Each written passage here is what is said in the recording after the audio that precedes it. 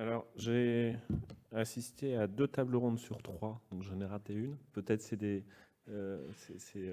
choses qui ont été évoquées à celles que j'ai ratées. Par rapport aux témoignages, je me disais que peut-être il y a un petit truc qui manquait. Il y a eu des témoignages d'entreprises où chacune expliquait un peu ce qu'elle faisait. Je suis assez convaincu aussi qu'il y a inventé des réponses territoriales. C'est-à-dire comment les entreprises peuvent travailler ensemble pour résoudre leurs problèmes. Je vais illustrer avec 2-3 cas. Sur Poitiers, là, Poitiers-Châtellerault, il y a une initiative moi, qui me semble très intéressante. Certaines entreprises disent on a effectivement, nous aussi, du mal à faire venir des gens de l'extérieur.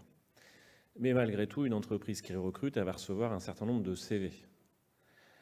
Et à la fin du processus, elle ne va retenir que le candidat qu'elle juge le mieux adapté à son poste. Et donc l'idée là des entreprises, c'est de se dire, tous les candidats qui venaient d'ailleurs, qu'on n'a pas pris, signalaient quand même que potentiellement, ils étaient prêts à venir chez nous. Et donc ces CV-là, ce serait quand même pas bête de les faire circuler entre les entreprises et les territoires. C'est ça ce que j'appelle une réponse territoriale. Un autre petit exemple, alors peut-être que ça existe, parce que ça existe quand même dans pas mal d'endroits, sur certaines problématiques de recrutement, c'est tous les dispositifs du type groupement d'employeurs. Alors je ne sais pas si vous en avez sur votre territoire. C'est quand même des dispositifs assez intéressants qui, à mon avis, auraient vocation à se développer. Troisième petite idée, c'est une entreprise du Châtelleraudais, un chef d'entreprise qui me disait il faudrait qu'on arrive à inventer du blablacar industriel. C'est-à-dire j'ai une machine, mais je ne l'utilise pas à 100% des capacités. Et donc ce serait plutôt futé de proposer éventuellement à d'autres chefs d'entreprise d'utiliser cet équipement. Alors, il peut y avoir plein de complications, enfin je ne dis pas que c'est simple, mais n'empêche que je trouve cette idée très très futée. Et une autre chose qu'il a fait aussi, il avait besoin d'une machine, il l'a achetée, mais il l'a mis au sein de l'école d'ingénieurs de Poitiers. Et en échange de cette machine, il récupère du temps ingénieur. Donc encore une fois, vous voyez, c'est des réponses, c'est pour dire, on peut, je pense, sur une base locale, inventer des millions de choses, à condition de dire, bossons en collectif sur une base territoriale. Ça me semble être des pistes, en tout cas. Peut-être la deuxième table ronde, ça a été évoqué, mais j'ai le sentiment que ça a été plus des témoignages individuels d'entreprises. Donc les entreprises aussi, je pense qu'elles ont beaucoup de choses à faire en bossant entre elles pour apporter des réponses et que ce soit du jeu gagnant-gagnant, quoi. Voilà un petit mot de conclusion.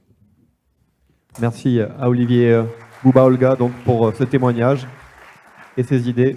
Mot de conclusion de M. Benquet. Merci bien, monsieur le professeur.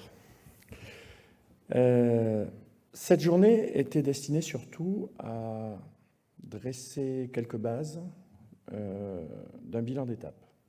Ce bilan d'étape, personnellement, de ce que j'ai entendu, même si on n'a pas forcément évoqué l'évaluation de ce qui a été fait depuis 2015, on disait tout à l'heure qu'effectivement, on n'en a pas parlé, donc c'était acté.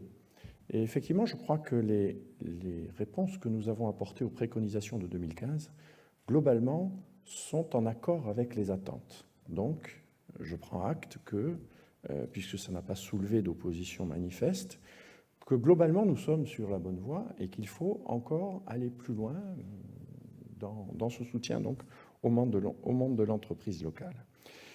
Juste pour revenir, parce que j'ai été très impressionné par le petit numéro sur l'audace tout à l'heure, pour vous donner un petit témoignage personnel concernant l'audace. Lorsqu'en 2015, il s'est posé la question avec les élus de savoir si nous allions prendre en direct ou pas l'économie locale, eh bien, il nous a fallu être très audacieux parce que mon prédécesseur avait déjà essayé, s'y était cassé les dents, et je savais très bien que, étant donné la confiance qui était forte à l'époque entre les entreprises du secteur, de notre territoire, et l'association qui portait l'économie locale, je savais que ça pouvait nous revenir comme un vrai boomerang et mettre à plat tous les efforts que nous pouvions faire par anticipation au service des entreprises. Donc il nous a fallu beaucoup d'audace, effectivement, une bonne dose de courage aussi, et nous y sommes arrivés finalement, tu vois Thierry, et je crois qu'il fallait le faire avec le recul, parce que nous sommes maintenant dans une position où nous pouvons aborder tout le spectre de l'activité d'une collectivité locale au service du développement territorial et de ses entreprises. Maintenant, ce qu'il faut, c'est savoir ce que nous allons faire demain. Donc, savoir ce que nous allons faire demain, nous en avons déjà dressé quelques lignes tout à l'heure. Il faut surtout que nous ayons un opérationnel qui soit adapté aux besoins des entreprises. Garant d'emploi, je l'ai entendu plusieurs fois, c'est un moment important que nous allons devoir pérenniser et dont nous allons peut-être devoir revoir la fréquence. Les job dating, bien évidemment, adaptés à chaque fois au secteur d'activité ou aux entreprises. Le club d'entreprise qui doit prendre lui aussi son envol et sa propre définition et son propre chemin.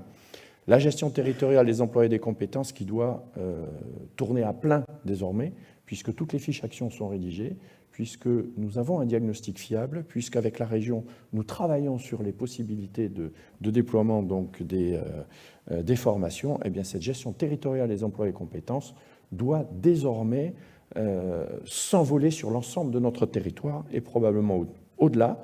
Et j'imagine bien le pays et nos voisins transfrontaliers de Gironde bénéficier aussi de cette gestion territoriale des emplois et carrières.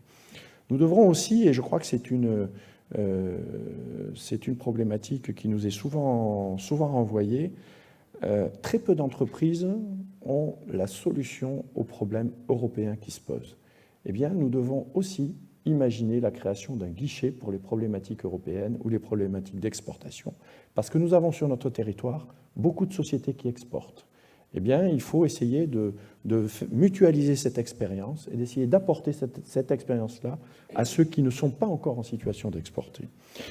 Ensuite, il nous faut, je crois, pour ce qui concerne le marketing territorial, auquel nous tenons beaucoup, rester effectivement sur cette dimension de marketing adaptée aux besoins du territoire, c'est-à-dire lorsque des cadres veulent venir sur notre territoire et s'implanter, eh bien, il faut leur montrer le meilleur visage et il faut que nous mettions en chantier tout ce qui peut les fixer sur notre territoire. Nous avons déjà beaucoup d'atouts administratifs, des atouts de service aux familles, service à la population.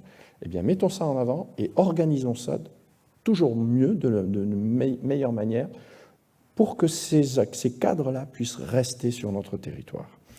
Ensuite, Action Cœur de Ville, bien évidemment, on en a parlé tout à l'heure. Action Cœur de Ville, territoire d'industrie, tous les labels que nous avons décrochés vont nous permettre d'apporter des réponses aux entreprises, de développer de l'activité, d'accueillir, enfin de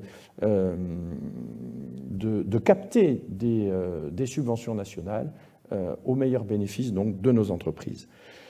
Ça, c'est de l'opérationnel. C'est de l'opérationnel et nous allons nous appuyer sur, je l'ai dit tout à l'heure, sur les labels, mais aussi sur notre partenariat avec la région qui est très fort. Et la compétence économie aujourd'hui est partagée entre la région et les territoires. Nous avons d'excellentes relations avec la région. Nous bénéficions d'une très bonne expertise régionale au travers des agents, des techniciens de la région qui travaillent avec nous. Eh bien, il nous faut absolument continuer sur cette voie-là et travailler en duo, région, agglomération, pour déployer la meilleure des politiques en faveur de nos entreprises. Mais ça, c'est de l'opérationnel, ce sont des outils. N'oublions pas la stratégie. Pour la stratégie, je souhaite que nous ayons, dans les mois qui viennent, des rencontres plus étroites, plus suivies, avec surtout des préconisations toujours qui viennent. Nous avons besoin de préconisations.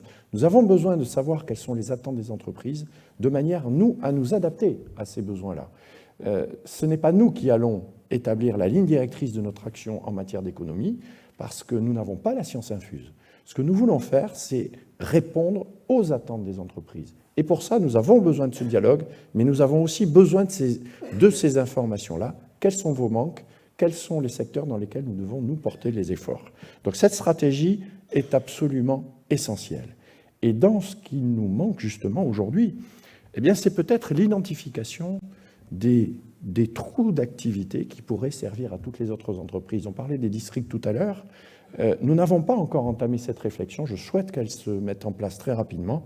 C'est-à-dire, aujourd'hui, dans les entreprises, dans les grands secteurs que nous avons, secteur industriel, mécanique, industriel, agroalimentaire, agriculture, etc., Nous devons certainement avoir des entreprises qui n'appartiennent pas à notre territoire et auxquelles nous faisons appel systématiquement. Eh bien, mettons en place les conditions pour que ces entreprises-là soient sur notre territoire, de manière à ce que les liens soient plus rapides, toujours pareil, avec cet esprit de circuit court dont nous avons besoin. Ensuite, j'ai bien aimé effectivement la petite question sur le sens des choses. Tout à l'heure, je le montrais à ma voisine, j'avais moi aussi écrit en gros pourquoi sur mon petit aide-mémoire. Pourquoi faisons-nous tout cela? Pourquoi l'agglomération doit-elle se mêler d'entreprises? Pourquoi l'agglomération doit-elle prendre de l'ingénierie, financer de l'ingénierie sur la fiscalité au bénéfice des entreprises? Ça, c'est une question que l'on ne se pose pas toujours. Eh bien, c'est important parce que tout cet équilibre, tous ces besoins qu'ont nos populations, qu'ont les entreprises, la finalité n'est pas le développement à tout crin. Et ça, je l'avais déjà signalé, j'en avais déjà parlé en 2015 lors des vœux au secteur économique. Je ne crois pas que nous ayons à intégrer systématiquement des problématiques de développement en permanence, parce que le développement n'est pas une fin en soi. Il nous faut absolument combler les manques, il nous faut préparer les besoins, répondre aux besoins de nos entreprises, mais n'allons pas faire effectivement du marketing pour faire de la communication à Paris, pour faire venir le plus de monde possible. Ça n'a pas de sens. Aujourd'hui, si nous devions dire, comme certains voisins, nous voulons aller sur notre territoire à 100 000 habitants. Pourquoi 100 000 habitants? Pour avoir des files d'attente au magasin? Pour avoir des perturbations sur nos routes? Pour faire la queue à la piscine? Pour avoir des problèmes pour faire garder nos enfants dans les crèches? Non, ce n'est pas du tout le sujet. Donc je crois qu'il faut vraiment que nous ayons ça à l'esprit. Développement, oui, mais un développement maîtrisé qui réponde à nos besoins et qui ne soit pas un développement à tout crin. Nous sommes à Marmande, nous sommes à Tonneins, nous sommes en Val-de-Garonne, nous resterons en Val-de-Garonne et nous n'avons envie de ressembler à personne d'autre. Par contre, nous voulons perfectionner nos propres outils, essayer de faire en sorte d'apporter ces réponses aux questions qui se posent, et je crois que c'est bien là la principale des leçons que nous devons tirer de tout cela. Soyons tous ensemble pour travailler dans le même sens, mais franchement, ce n'est pas l'étoile qui m'intéresse. Je n'ai pas envie d'aller décrocher la Lune. Ce qui m'intéresse aujourd'hui, c'est de répondre, que l'agglomération réponde aux besoins pour que nos habitants se sentent bien chez eux. Merci à tout le monde. Merci, Monsieur Binquet.